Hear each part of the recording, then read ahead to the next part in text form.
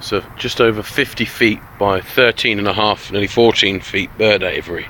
4.5 feet steel mesh panels.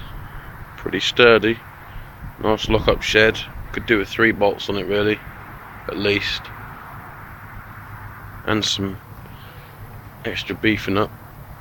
I think these are cockatiels inside a family of cockatiels.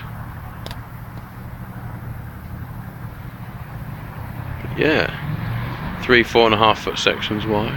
Hello, mate. Hello. Hello, fella. You're beautiful, aren't you? And you're gorgeous.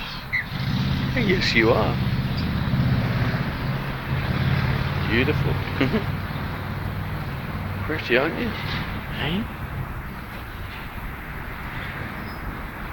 Really nice large aviary.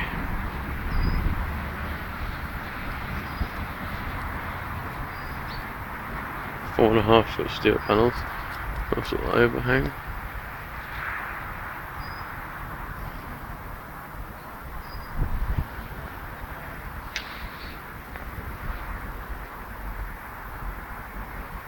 Really nice. Not sure exactly how much it cost to build, but a few thousand I should think at least.